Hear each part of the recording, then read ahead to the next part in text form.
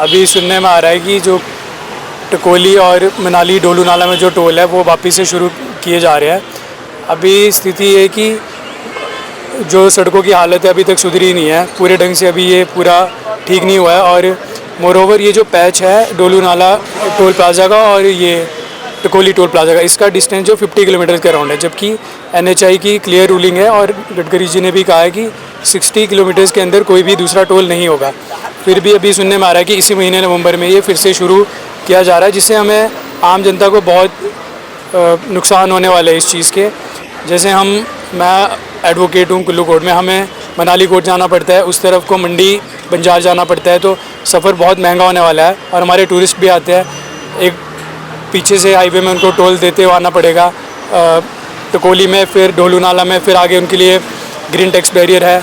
और मोरोवर जो season time Apple season चलता है, फ्रूट सीज़न चलता है, उसमें हमारी गाड़ियाँ सब्जी मंडी के लिए एक गाड़ी पूरे दिन में 6 से 7 बार एक साइड को जाती है, मतलब 12 बार उसको टोल देना पड़ेगा।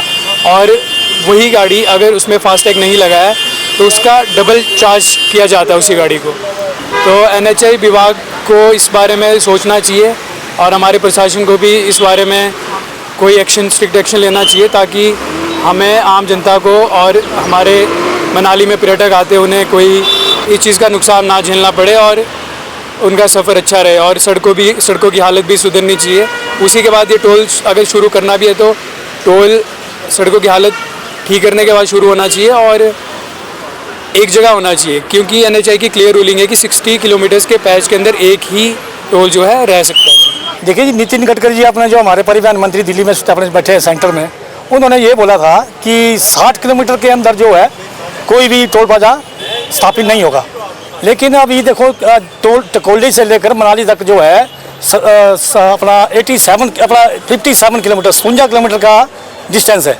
तो उसमें मतलब इन्होंने तीन टोल प्लाजा लगा दिए, एक तो डोल नाला में है, टकोली में है, फिर साथ में ग्रीन टैक्स है। तो जो अपना जब 60 किलोमीटर उन्होंने बोला है तो डोल नाला का तो मतलब नहीं बनता है। और साथ में ये जो दूसरा अपना ग्रीन टैक्स है, देखिए वो भी मनाली से 5 किलोमीटर पहले। तो अब 57 किलोमीटर में जो है तीन टोल प्लाजा स्थापित किए हैं इन्होंने। तो ये तो सरासर गलत है।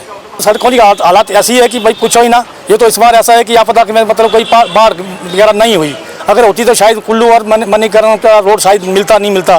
तो हालत ख़राब है, इसमें ऊपर से मतलब टोल टैक्स लेना जो है तो सरासर गलत है। ये जैसे कि मतलब अपना वैसे तो मंडी से लेकर मनाली तक है, लेकिन कुल्लू से लेकर मनाली तक भी जो है रोड की हालत जो बहुत ख़राब है, क्योंकि पिछले साल जो बाढ़ आई थी उसके बाद जो रोड की हालत बहुत ख़राब है। इसमें मतलब जो है टोल टैक्स लेना जो सरासर वो गलत है। तो सरकार से मैं अपील करना चाहता हूँ कि जो टोल टैक्स लगाया जा रहा है, अभी तो रोड के हाल ही ठीक नहीं हुए, तो टोल टैक्स किस वजह से लगाया जा रहा है? पहले हमारा रोड ठीक करे ताकि हमारे को काम करने को अच्छा मिले।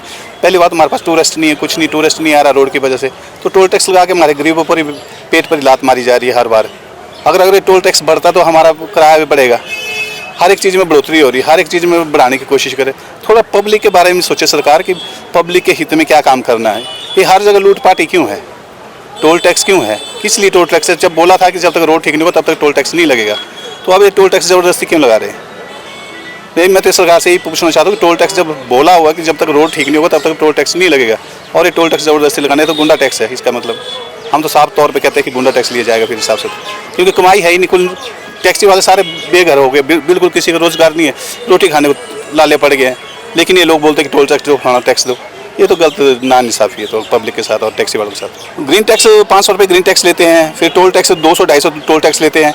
अप डाउन हो जाए तो 500-1000 रुपये टोल टैक्स लगे, तो 4000 रुपये अगर हम टोल टैक्स देते हैं तो किराए के हिसाब से हम ले सकते हैं। वैसे तो किराया तो हमारा 1500 रुपये मनाली का कुल। तो लेकिन अगर टोल किराए के हिसाब से देखें तो 1000 रुपये हमारा टोल टैक्स, 500 तेल, कुछ क्या बच रहा है? हमारा कुछ नहीं बच रहा है, सारा तो सरकार को जा रही हिसाब से। तो किस्तें गाड़ी की नहीं निकल पा रही है, बुरे हाल है, काम ही नहीं है, तो टोल टैक्स किस बात का दें? यहीं पे खड़े हैं और क्या।